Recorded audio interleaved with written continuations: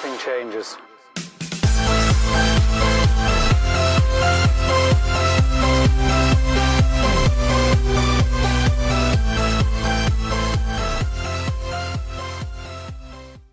Hey, good afternoon, everybody. Welcome into the RockstarFlipper YouTube channel. Today's Thursday, it's May 9th, 2019, and a very serious story that I think is way more than appropriate for my channel. And I got a lot of messages and emails, Facebook, Instagram, emails, whatnot, about the lawsuit regarding Etsy and the young child that was strangled by a teething necklace that they received from somebody in their family that purchased it for them off of Etsy. And so what I want to do is I want to go over to my computer. I want to show you the news story. The one I pulled, I believe, is off of CBS Los Angeles. You can just Google Etsy and lawsuit and you will find hundreds and hundreds of stories about this. It's a very sad story, and I want to just show you the facts of the case. This happened in December of 2016, so we're 2.5 years later. But I want to show you the facts. I want to show you what happened. I want to talk about it, and then I want to come back here and I want to talk about all the questions that this is going to raise, how it affects you as a seller on any platform, legality, responsibility, lawsuits, etc. Because this story raises a lot of questions, and I'm not a lawyer, and so I don't know a lot of the answers to these questions. But I want to discuss it, and I want to ask you guys your thoughts and to put them in the comments section. And I'm hoping that we can get an attorney or a lawyer who will have some level of understanding and will be able to comment or possibly reach out to me. If you are a lawyer, email me, message me, rockstarflipper@gmail.com, or on Facebook under my name, and hopefully we can get some more answers about this. And as the case proceeds, we will also get answers as to whether or not this case has merit and who it has merit with. Let's go over to the story, let's see the facts, and then we'll come back. Okay, so from CBS Los Angeles, you can Google this. I'll link this one below, but this is all over the internet. Exclusive: mother sues Etsy after child was fatally strangled by teething necklace. So this is out of San Bernardino. A mother has filed a lawsuit against popular retail site Etsy after her son was strangled and killed by an item purchased off of the website.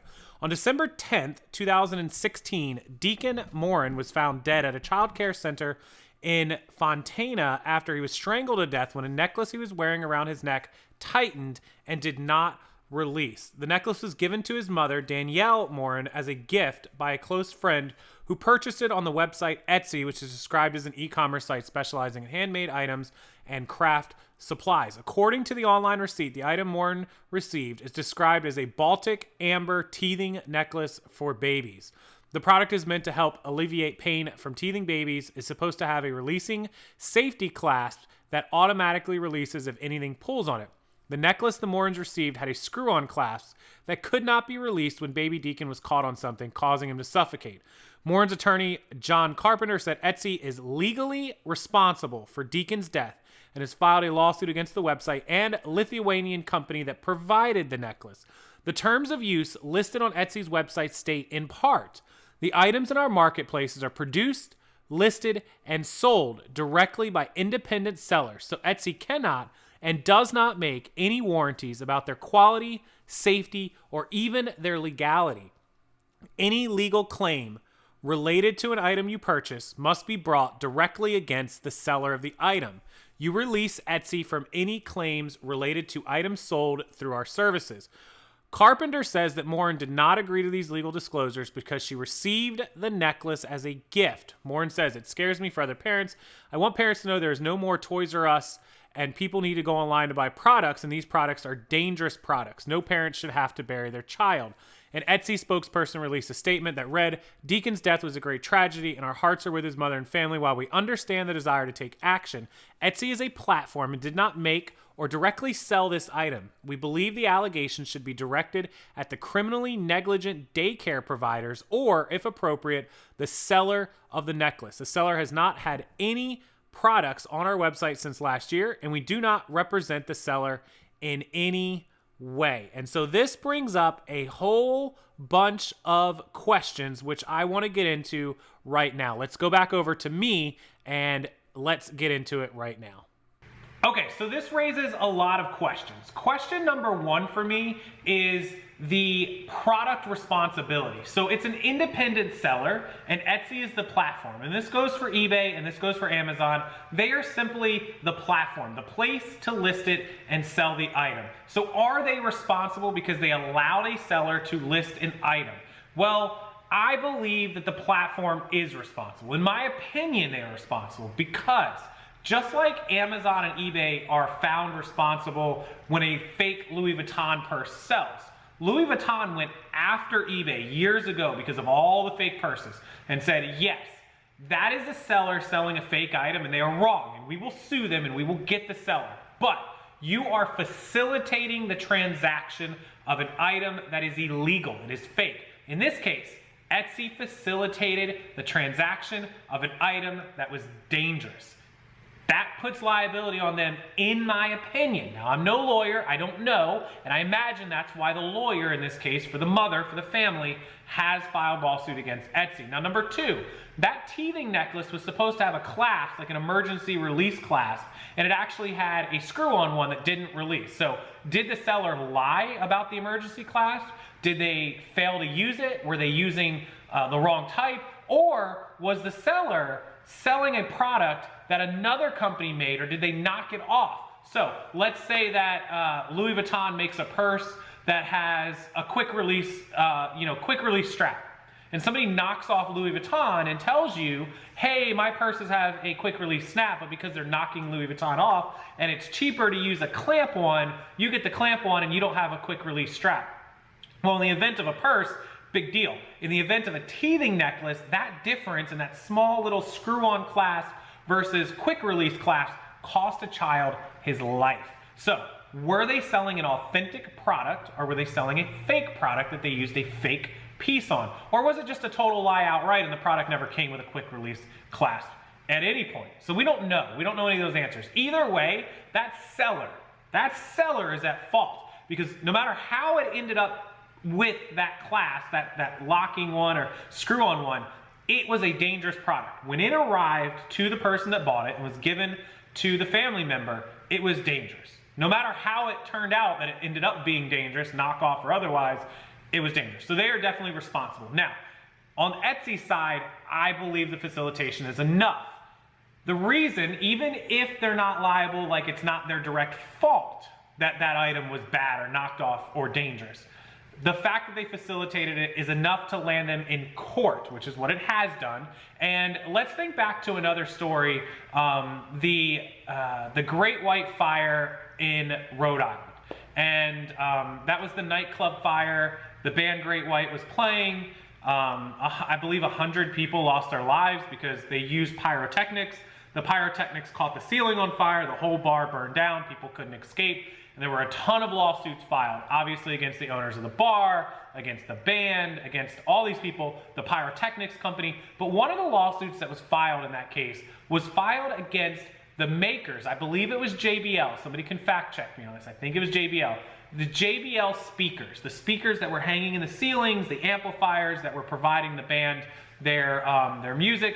Why would that fire? Why would the victims' families of the fire file a lawsuit against the sound equipment that had nothing to do with the pyrotechnics, nothing to do with the club, nothing to do with the band, nothing to do with anything other than just being sound equipment? Well, the sound equipment was found to be combustible. Fire. Everything's combustible in theory. I mean, the wood in the club was flammable. Is that okay to go, file a lawsuit against 84 Lumber because the wood caught fire? Well, of course it caught fire. The speakers caught fire, which the family said allowed the fire to spread quicker. If the speakers had fireproof surroundings around the amplifiers and speakers, then it wouldn't have been able to spread so quickly and maybe some lives could have been saved. I feel total sympathy for that club, and the reason that it comes up in my head is because our good friends Katie and Vicky. Vicky was actually there during that fire, and I actually was just talking to Katie a little while ago, so that's what came up into my head when I was reading this lawsuit. I don't mean to use that one, it wasn't on purpose, but it just happened that way. The lawsuit against JBL Speakers went forward because of that reason, and JBL had to settle out of court because it was cheaper than fighting it in court. Now that sounds ridiculous. all sympathy for this, for what happened. Sounds ridiculous that JBL would be held responsible for any part of that club fire. That was solely on the band and the club and the idiots that did that and the pyrotechnics and all that stuff. The sound speakers were the least, they're so far down the list. But they were held responsible and they had to pay. I think it was like $15, $20, $25 million to get out of that lawsuit. The other people paid way more, trust me. But with that being said, we circle back to our teething necklace, and that's why Etsy's being named, because listen, once you're named in a lawsuit, you were done. You have to pay to fight it. Now, Etsy is huge. They will pay to fight this. I imagine they're going to settle at some point. They will not drag this through trial. One of the last things anyone wants to do in the death, especially the death of a child, is drag it through a jury trial. Plus, juries will always be sympathetic to a dead child. The parents will win this case. There's no doubt in my mind, which is why Etsy, on legal counsel, on legal recommendations, will settle this case. Now, as far as the seller goes, or the manufacturer of this product, whether they manufacture or whether they got it from someone else, they are in huge trouble. The only downside for the family is it's obvious they are overseas. I think what did it say, Denmark? That's going to be tough to pursue. They're going to have a lot of problems and a lot of expenses to pursue that, which is probably the other reason why they zoned in on Etsy, because it's here in America. So that is the legal case standpoint side of things. So what does that mean for you as a seller? Well, you absolutely can be sued if somebody buys a product from you and it causes damage, injury, or death. If somebody buys a JBL speaker from you and plugs it into their house, and that JBL speaker overheats, melts, causes the house to catch on fire, burns the house down, and kills somebody or hurts somebody, or even just costs them a ton of money and everyone gets out okay, you can be sued. And so there are three things we need to discuss with this. How do you prevent that? Well, you prevent that by selling products that you know, products that have very, very low risk. Selling a used t-shirt is probably not going to end up in a lawsuit. Selling a highly, electrified fence or electrified capacitor on eBay may not be the best business decision you've ever made.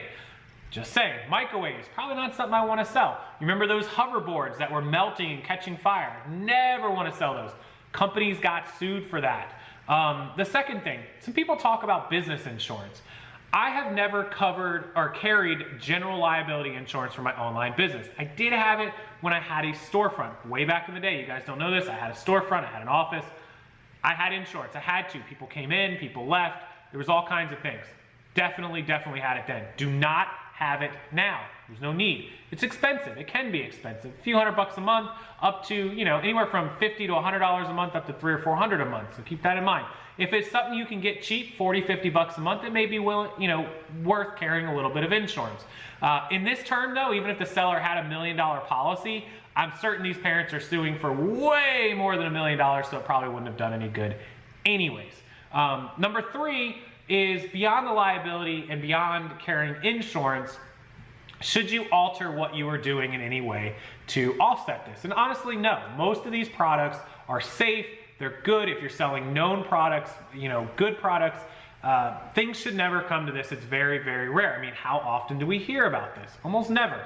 Products that have to do with babies and children, I'd probably be a little more careful about, because yeah, they're more subject to having issues or having a baby choke and strangled from a teething necklace.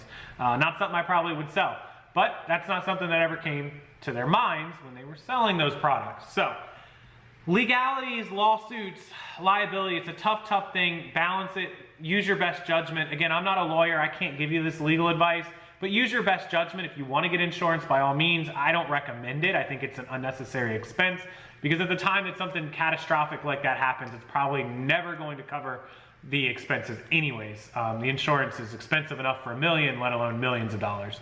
I'm going to continue doing business the way I'm doing it. I'll be careful of what I'm selling. And if anything looks altered, if you buy something that's a good product, but it looks like it's been altered or modified, that can create a problem as well. But you as the seller are ultimately on the hook. The platforms may be on the hook as well. The manufacturer may be on the hook. And this circles us back to the whole North Face lawsuit.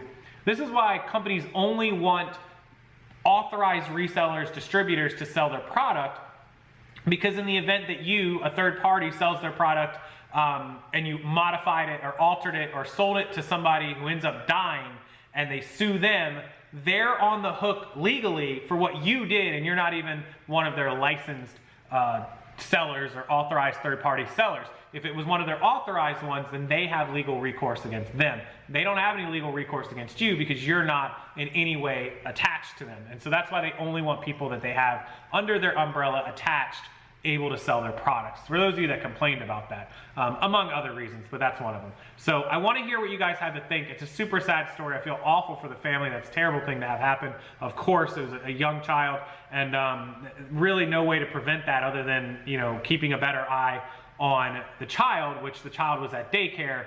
So that responsibility certainly in that lawsuit should also fall on the daycare center for not keeping a better observation on the child. But that sounds like something that happens every day. Child gets put down for a nap. Daycare worker sees the child go to sleep. 30 minutes, walks away to go clean up the room. Child dies. So I'll watch for your comments. I'll check them out. And as always, it belongs to you. I want to hear what you guys have to think.